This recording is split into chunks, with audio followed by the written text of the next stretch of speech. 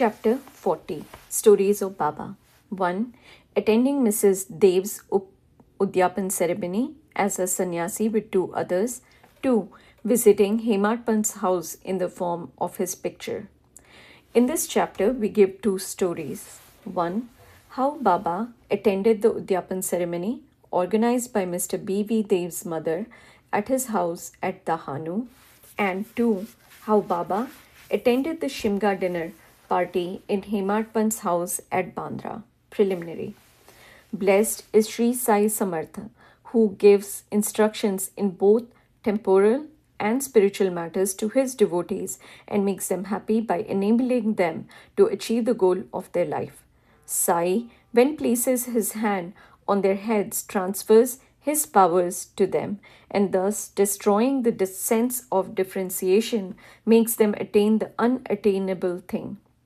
He who embraces the bhaktas who prostrate themselves before him with no sense of duality or differentiation, he becomes one with the bhaktas as the sea with the rivers. Now, to revert to the stories of this chapter. Mrs. Dev's Udyapan ceremony.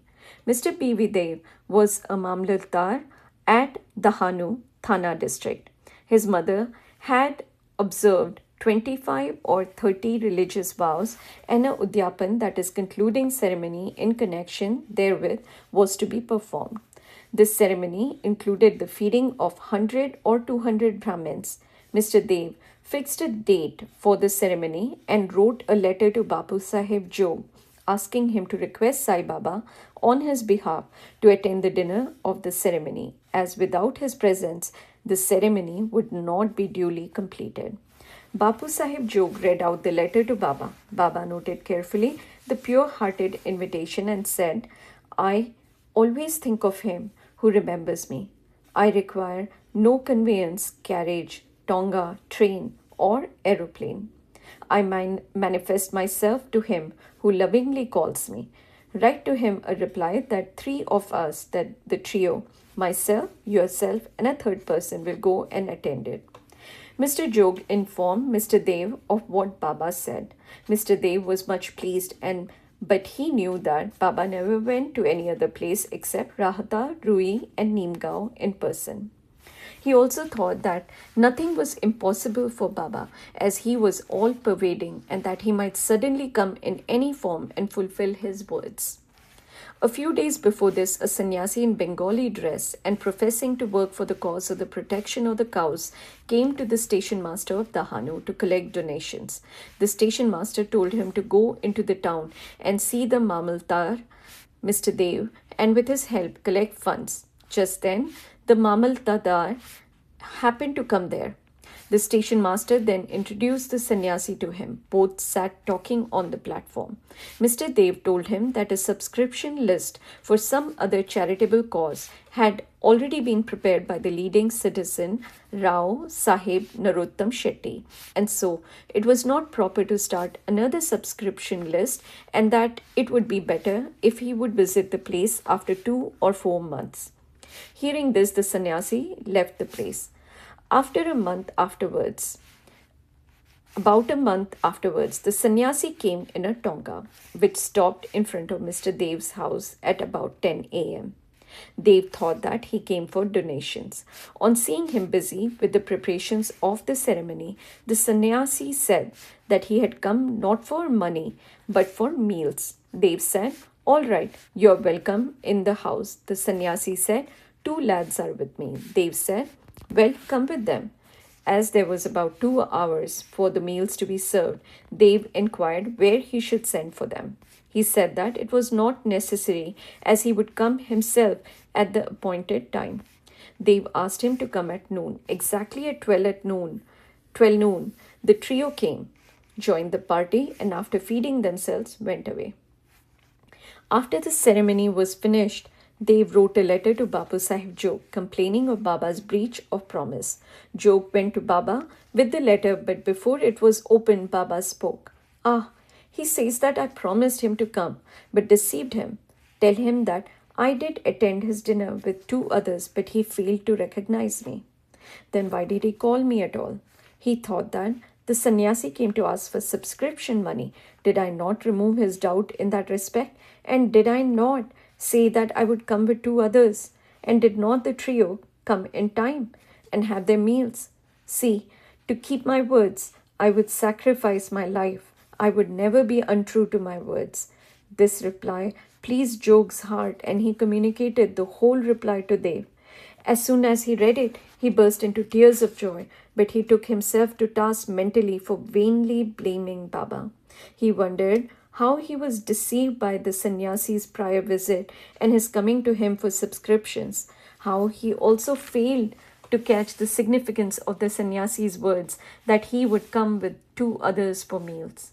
The story clearly shows that when the devotees surrender themselves completely to their Sadguru, he sees to it that the religious functions in their houses are duly executed and complied with all the necessary formalities.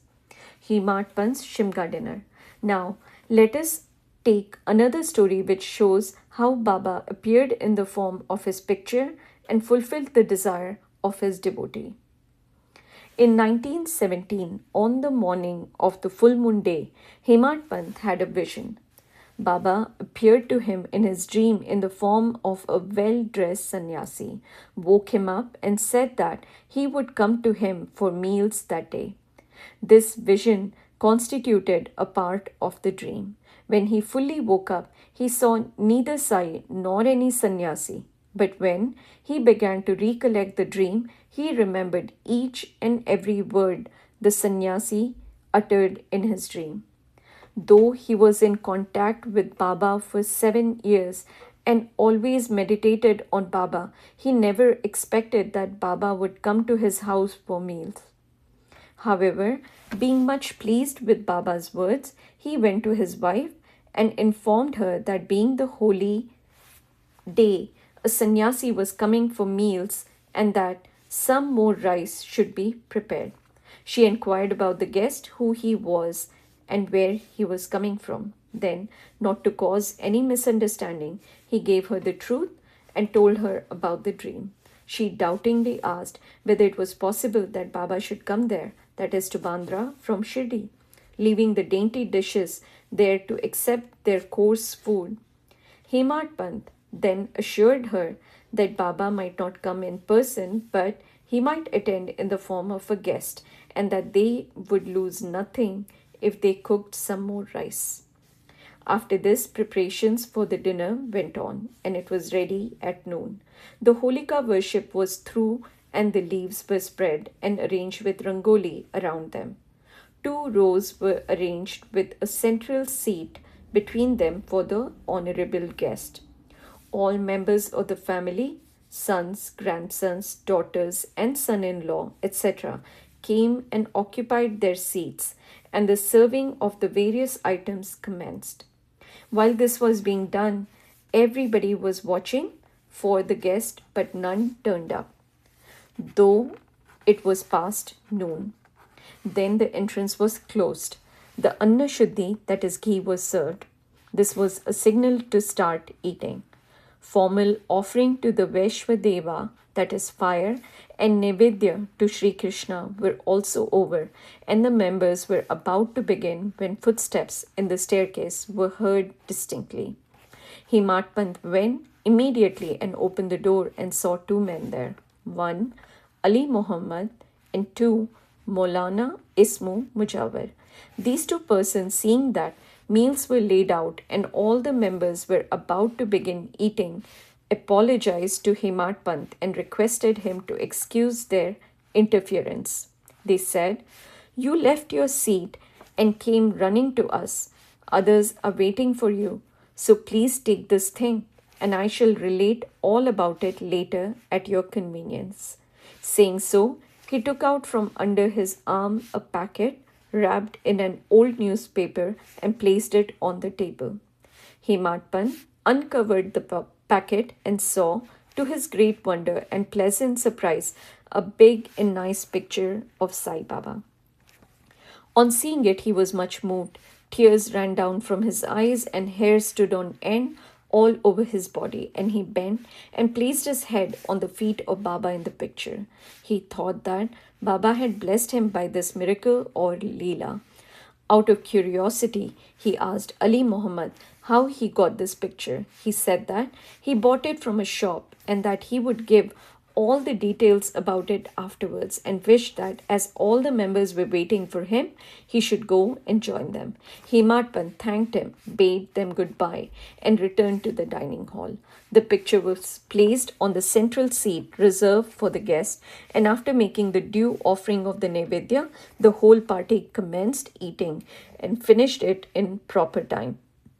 On seeing the beautiful form of Sai in the picture, everybody was extremely pleased and wondered how all this happened. This is how Sai Baba fulfilled his words uttered by him in the dream of Hemat Pant. The story of the picture with all its details, how Ali Muhammad got it, why he bought it, and gave it to Hemat Pant, is reserved for the next chapter. Bow to Sri Sai, peace be to all.